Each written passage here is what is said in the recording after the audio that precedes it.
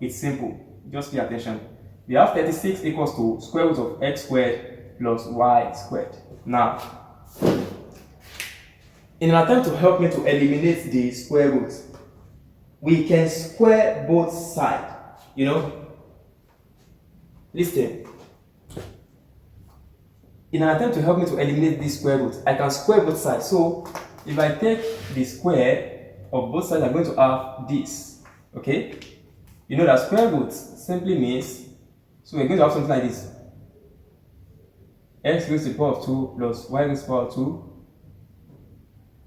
multiplied by 2 over 2. Because, okay, and I want to show you how this square eliminates this square root. So pay attention.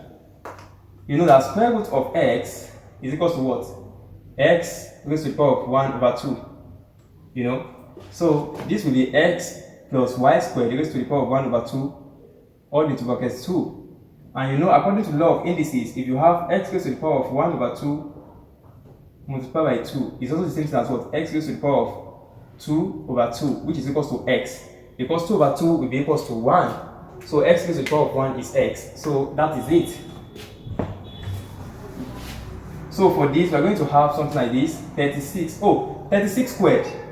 If you take the square of 36, okay. If you take the square of 36, we're going to have 1296. So I'm going to have 1296. So 1296 is equals to x squared plus y squared raised to the power of 2 over 2. Because 1 over 2 times 2 will give us 2 over 2. So I'm going to have 1296 is equals to x squared plus y squared raised to the power of 1. And that is 1. This raised to the power of 1. So 1296 is equals to x squared plus y squared. Okay? That's how I got this. I just show you how the square of both sides can eliminate the square root of the square root that is on x squared plus y squared. Okay? It's not necessary that you show all this in exam. Okay? Now let's differentiate.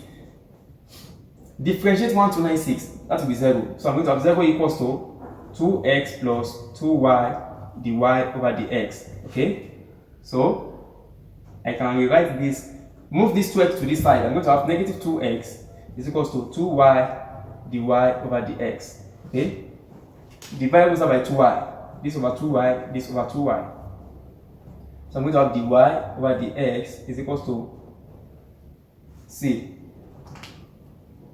This 2 divided by this negative 2, I'm going to have negative 1. So I'm going to have negative divided by negative x all over I. That is the final answer. Do you understand? If you divide this to negative 2 divided by 2, that will be negative 1. Negative 1 times x over y will be what? Negative x over y. Okay, so that is the solution to that question. If you have any question, let me know in the comment section, okay? So that will be all for this class. Before you go, don't forget to hit the like button and share the video. And you can consider joining our membership program, okay? Join our membership program to watch more classes, okay? There are many videos that you're going to have access to by joining the membership program, okay? So that will be all for this class. See you in the next class.